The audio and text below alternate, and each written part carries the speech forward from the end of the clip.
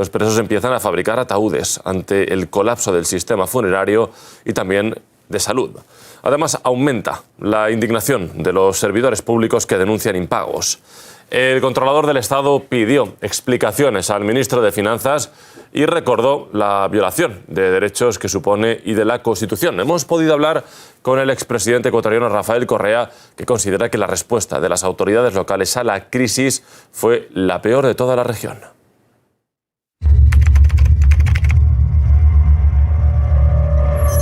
Es el país que peor ha manejado la pandemia en América Latina. Es el país que de lejos tiene la mayor cantidad de muertos por habitante. ¿Y por qué? Porque no hicieron lo que tenían que hacer por demagogos. Cuando ya teníamos infectados, dieron la orden de que no haya reuniones públicas y se retractaron en Guayaquil, donde ha golpeado con mucha mayor crudeza el coronavirus.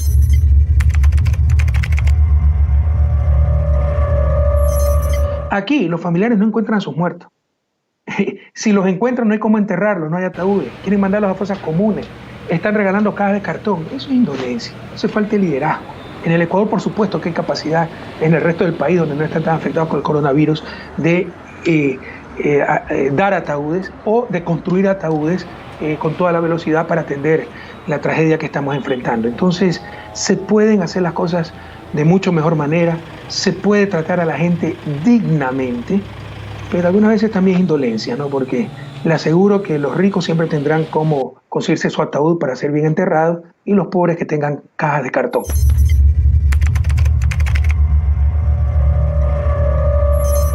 Hay que apoyar a los hogares, obviamente hay que apoyar a los servicios, al servicio sanitario. Nosotros tenemos cualquier cantidad, ya decenas de médicos muertos por el virus. Entonces obviamente hay que respaldar todo eso. Pero en la parte económica, sí, las empresas, los hogares, el sistema financiero, ¿no? Tenemos un fondo de liquidez que se creó en el gobierno, hay que traerlo para que respalden la falta de pago de las deudas, hay que posponer el pago de deuda, hay que posponer el pago de servicios básicos, luz, agua, hasta que la gente pueda nuevamente tener trabajo, tener ventas, que se reactive la economía. Pero nada de eso se ha hecho.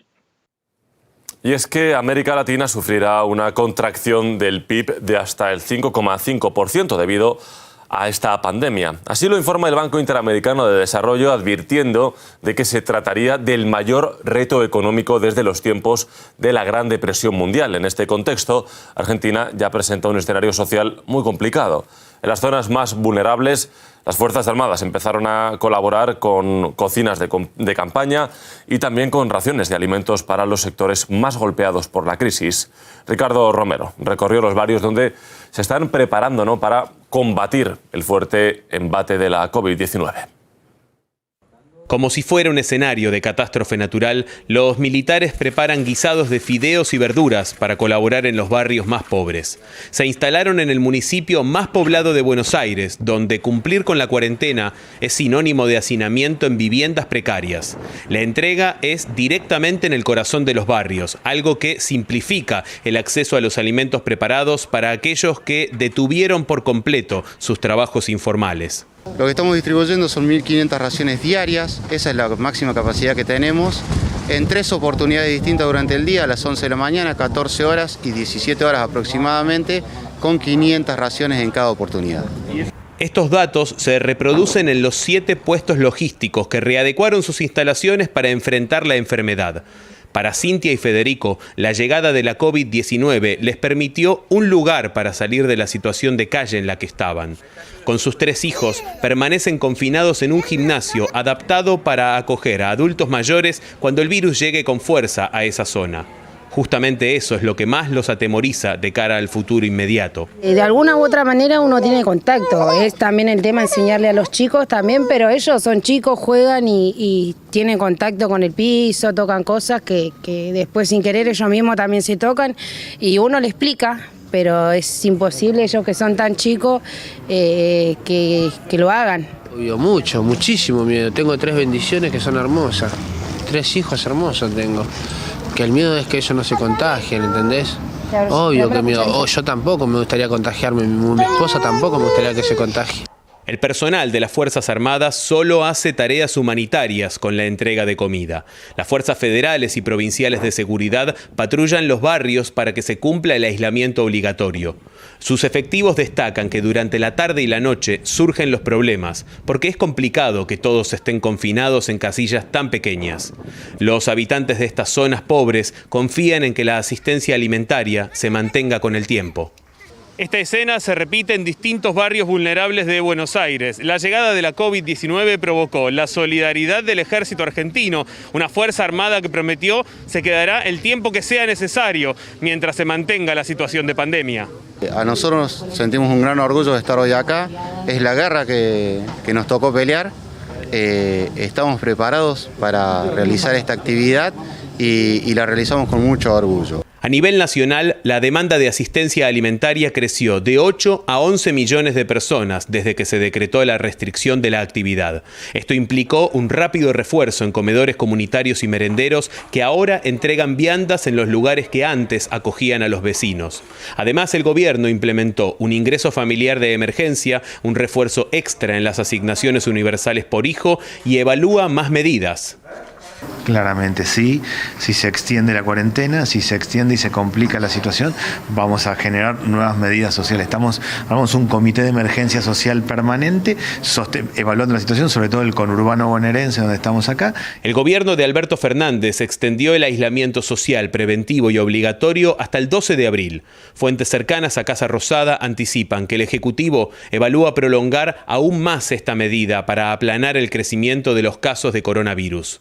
En los sectores humildes, seguir encerrados implica multiplicar los inconvenientes y genera incertidumbre, donde la postergación es moneda corriente más allá de la pandemia. Ricardo Romero, RT La Matanza, Buenos Aires.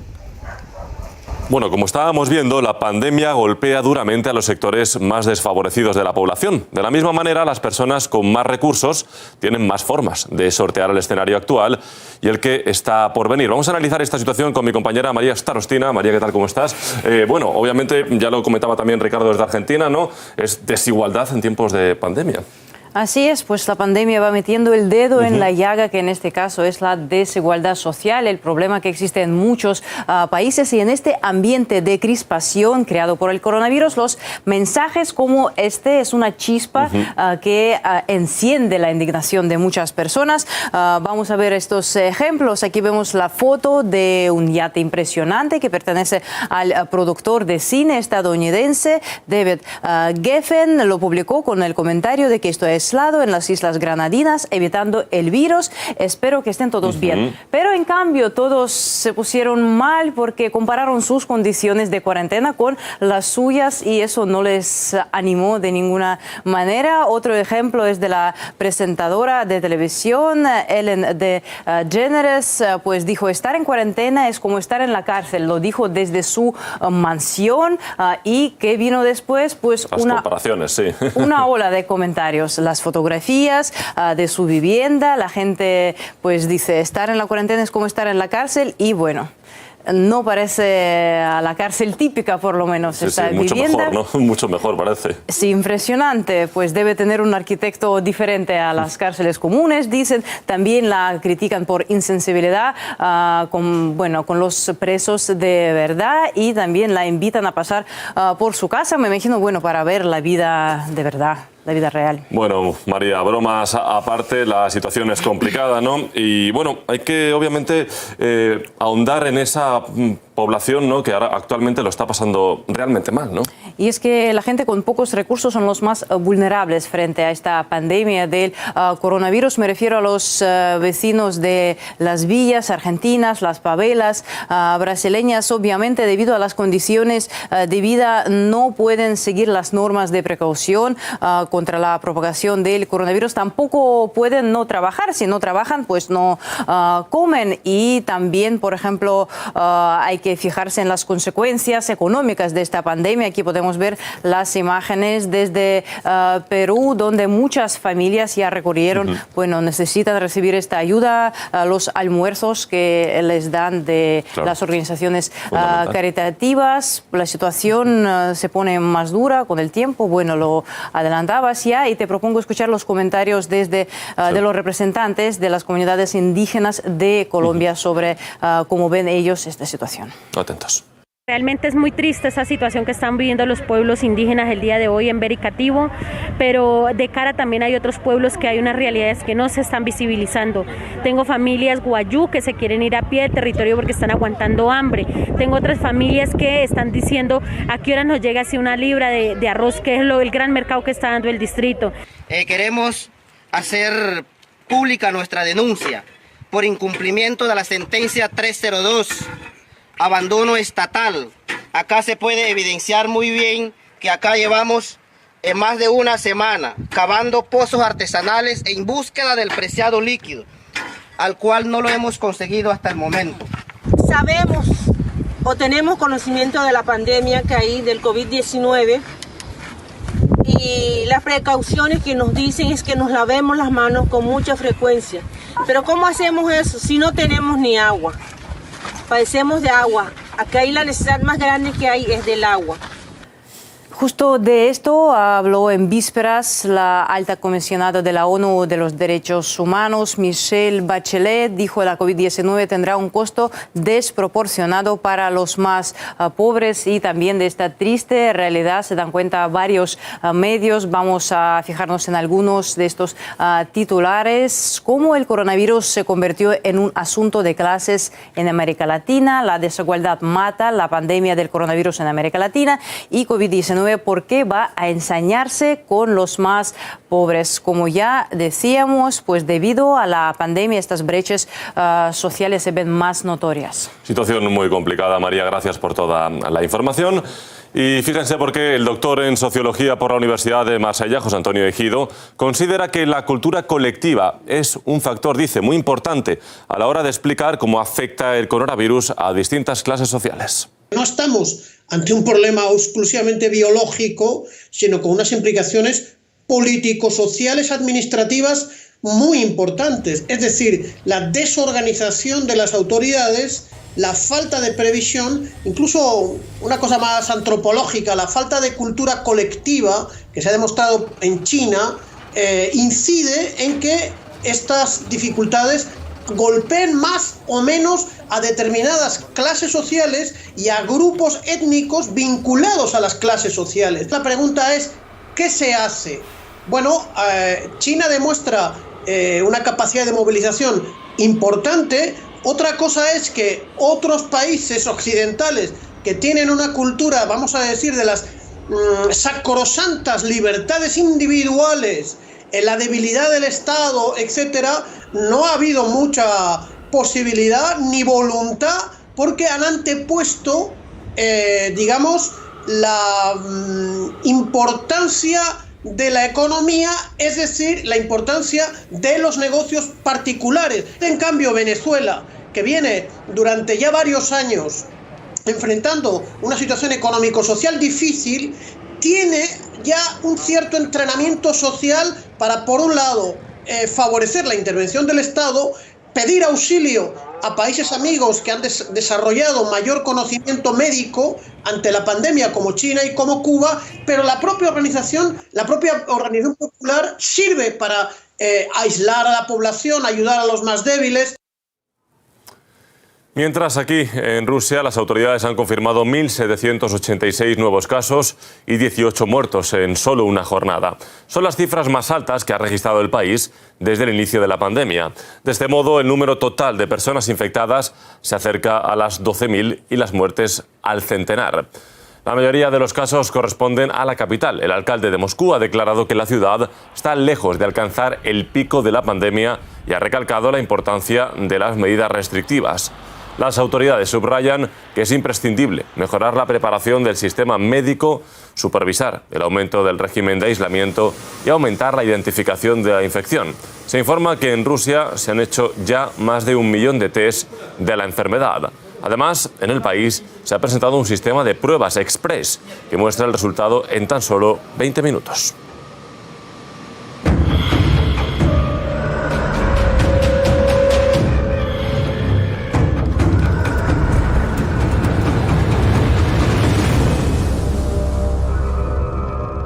Vamos ahora con otros temas. México ha llegado a un acuerdo con la OPEP y sus aliados para la reducción de la producción de petróleo. Asimismo, Andrés Manuel López Obrador anunció un compromiso por parte, lo van a escuchar, de Estados Unidos. Se comunicó con nosotros el presidente Trump, hablé con él y se llegó a un acuerdo de hacer una disminución de 100.000 barriles.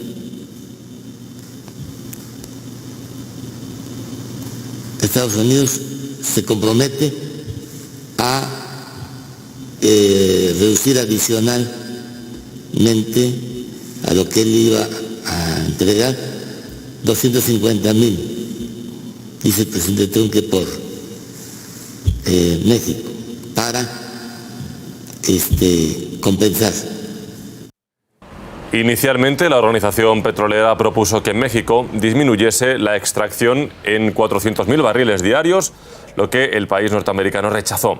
Desde Moscú comunican que con el consenso de hoy se puede dar por concluido el pacto. Cabe destacar que la mayoría de los integrantes de la entidad y sus socios están dispuestos a reducir el volumen de la producción en 10 millones de barriles diarios en los meses de mayo y también junio. En este contexto, los ministros de Energía del G20 asisten esta jornada a una conferencia telemática para elaborar las vías de estabilización de la situación. El ministro de Energía ruso pidió que no solo sea la OPEP y sus socios quienes tomen medidas para salvaguardar el mercado de crudo. Vamos a analizar este asunto con el experto en geopolítica petrolera, Miguel Jaimes. Hola Miguel, ¿qué tal? Lo primero, como siempre, gracias por estar con nosotros. Bueno, México ha anunciado, ¿no?, el recorte de su producción solo tras, importante destacar, acordarlo con Washington. Pero claro, el volumen aún no alcanza el nivel señalado por la OPEP y sus aliados. Miguel, ¿qué metas pretendería alcanzar esta alianza México y Estados Unidos en el actual contexto de la inestabilidad de precios? Luego de haber llegado a un acuerdo muy importante entre Estados Unidos y México en torno a su reducción diaria de barriles de petróleo, por una parte, México propone 100.000 barriles y Estados Unidos va a suplir parte de esa cuota con 250.000 barriles más. Era uno de los puntos que más tenía trancado este acuerdo. Pero el acuerdo es una decisión macro, mundial. Ahora, el próximo mes, hasta junio, debe haber una reducción de 10 millones de barriles de petróleo y a finales de diciembre de este 2020, una reducción de unos 8 millones de barriles más. Y de ahí al 2022, 6 millones de barriles de petróleo. Esto porque en los OPEP más hay cientos de países y de empresas productoras dentro de esas naciones que tienen una producción diaria muy importante. Algunos lo señalan como los big oil, sobre todo en la zona de Texas, que son familias productoras, los llamados pozos lenteja, que también están sentando las bases de una producción. Porque si no, estamos a la puerta dentro de lo que podríamos llamar una petropandemización de la quiebra continuada de muchas empresas pequeñas. Y entonces esto va indudablemente a golpear y a darle más forma, a darle más fuerza, incluso hasta músculo a lo que va a significar esta terrible recesión mundial. Sí. Por eso... Sí, Miguel, mira, me quería centrar también porque ya lo he dicho en la información, pero se lo quiero preguntar. Mira, Rusia llamó a que no solo la OPEP y sus socios ralenticen su producción, sino también, importante, ¿no?, los miembros del G20. Claro, Miguel, según sus pronósticos, ¿qué pasos hemos de esperar ahora de otras naciones productoras de petróleo? Bueno, el mundo tiene que colocarse de acuerdo con todos los países productores, los OPEP y los no OPEP, para retirar del mercado más de 20 millones de producto diario. Pero aparte de eso también hay que aclarar las relaciones del intercambio petrolero. Esta sobreproducción se debe al miedo energético. Ese miedo energético es aprovechado por algunos países como Arabia Saudita, que puede llegar a una producción diaria, lo ha anunciado, de 13 millones de barriles, o los mismos Emiratos Árabes Unidos. Eso es petróleo fácil y barato para el mundo, rompe cuotas y tiene que existir una mesa de negociación y de acuerdos que logre estabilizar el mercado. Las proyecciones como tal, como se habían planificado para el 2020 o a futuro, a 2030, de llegar a un consumo diario de 125 millones de barriles diarios, tiene que ralentizarse. El mundo no está dando para esto en su producción, en su mercado.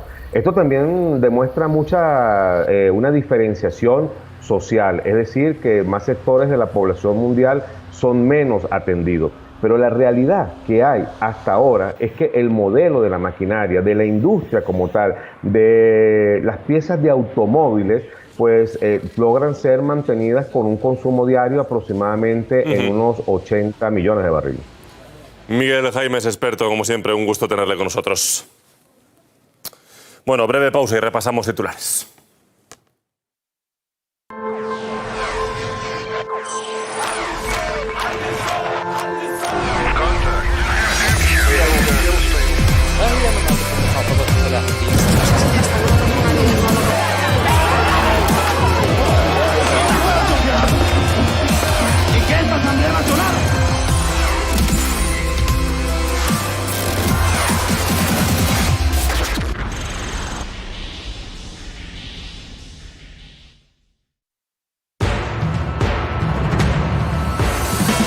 Concluimos con las principales noticias. España registra una caída en el número de muertos con 605 en el último día, la más baja desde el 24 de marzo. Un país que todavía espera que el gobierno ponga en marcha los test masivos. Estados Unidos supera en número de fallecidos a España, rozando los 17.000. En Nueva York, el estado más golpeado, el gobernador ha decretado que todas las personas que tengan licencia funeraria trabajen en la urbe para ayudar. Según el Banco Interamericano de Desarrollo, Latinoamérica sufrirá una contracción del PIB de hasta el 5,5%, un fuerte golpe a la economía de la región que hará más visible la desigualdad. México alcanza un acuerdo con la OPEP y sus aliados. El consenso llegó después de que Estados Unidos aceptara un recorte adicional de la producción. Finalizamos este informativo. Les dejamos ahora con el programa RT Reporta. Gracias por acompañarnos. Adiós.